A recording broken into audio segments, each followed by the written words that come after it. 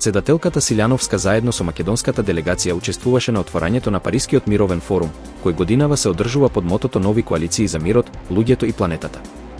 На форумот се очекуваат плодни дискусии за решавање на клучните глобални предизвици: мирот и безбедноста, климатските промени, дигиталната трансформација и социјалната кохезија. Министерот за дигитална трансформација, Стефан Андоновски, на форумот за енергија во Скопје порача дека дигитализацијата е клучна за одржлива енергетска иднина. Тој ги истакна националните системи за интероперабилност, електронски услуги и електронски документи како темел на ефикасното управување. Андоновски ги представи иницијативите Везилка и Инофејт за примената на вештачка интелигенција во енергетиката, нагласувајќи дека регионалната координација е неопходна за забрзување на зелената и дигитална транзиција. Фондот за пензиско и инвалидско осигурување ќе дигитализира својата архива до средината на 2026 година, како дел од СИА проектот и пензиската политика. Беше истакнато на средбата меѓу директорот Никола Мемов и мисијата на Светската банка. Дигитализацијата ќе обезбеди поквалитетна база на податоци и поефикасно работење. Мемов најави и воспоставување актуарска единица и обуки за изработка на проекции за идниот развој на пензискиот систем. Министерството за животна средина соопшти дека големите количини пластичен отпад во реката Вардар се резултат на недоволно развиени комунални услуги, особено во руралните средини. Оттаму нагласуваат дека дивите депонии се во надлежност на општините и нивните инспектори. Се подготвуваат измени на Законот за инспекциски надзор за поефикасна контрола, а Министерството апелира до локалните власти и граѓаните за заедничка одговорност во зачувување на реките. Царинската управа соопшти дека на граничните премини Блаце, Табановце, Богородица и Ново село се запленети речиси 3000 парчиња недозволена стока, меѓу кои алкохолни пијалоци, електронски цигари, облека со лажни марки и автоделови. Дел од стоката бил скриен во возила и автобуси. Најголема заплена имало на Богородица, над 1800 парчиња стока со сомнеж за повреда на интелектуална сопственост. Против сторителите се водат посебни постапки. Во Црна Гора растат тензиите и заканите кон турските државјани. Во Подгорица и Бар беа нападнати продавници и објекти во турска сопственост, а утрово во Херцег Нови изби пожар во продавница за сувенири. Насилствата следуваат по инцидент во кој еден црногорец беше избоден, пошто беа уапсени турчин и азербејџанец, а дополнително приведени 45 лица за проверка на престојот.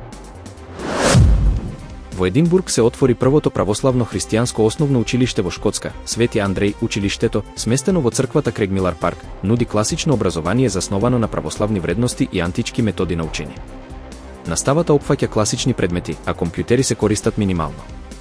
Основачите велат дека целта е децата да растат во радосна, духовна и поттикнувачка средина. Првиот ден на отворени врати ќе се одржи на 1 ноември. Северна Кореја тестираше крстосувачки ракети од море кон земја во водите западно од Корејскиот полуостров, соопштија државните медиуми. Лансирањето се случи непосредно пред посетата на американскиот претседател Доналд Трамп на Јужна Кореја, каде ќе се сретне со претседателот Ли Џем Јунг. Јужнокорејската војска се уште не ги коментирала наводите, додека Трамп најави и средба со кинескиот лидер Си Џинпинг на самитот на ЕПЕК. Американскиот претседател Доналд Трамп беше одликуван со големиот ред Мугунгхве, највисоката државна награда на Јужна Кореја, за неговиот придонес кон мирот на Корејскиот полуостров. Трамп беше пречекан со воена свеченост и изведба на песната Јумајкејај. Претседателот Ли Џем Јонг изрази надеж за напредок во трговските односи, а Трамп порача дека ќе продолжи да работи на намалување на тензиите со Северна Кореја.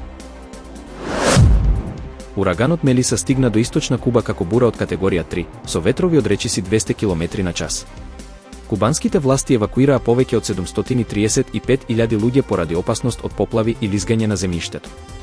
Предходно, Мелиса ја погоди Јамајка, каде премиерот прогласи зона на катастрофа. Повеќе од половина милион жители останаа без струја, а 25.000 туристи се заглавени на островот. САД најавија помош за погодените региони. Околу 5.000 нови случаи на мозочен удар се регистрираат секоја година, што значи 200 до 300 случаи на 100.000 жители. Сите возрасти се изложени на ризик, а препознавањето на симптомите како одземен говор, искривување на лицето и парализа на едната страна од телото е клучно за брза и успешна интервенција. Времето од појавата на симптомите до медицинска реакција е критично. При исхемичен мозочен удар, терапијата за разбивање на тромбот во првите 3 до 4,5 часа значително го зголемува успехот на лекувањето и минимизира последиците. Превенцијата останува најдобрата заштита. контрола на крвен притисок, шеќер и маснотии во крвта, редовни физички активности, здраво живеење и избегнување на пушење и стрес значително го намалуваат ризикот од мозочен удар.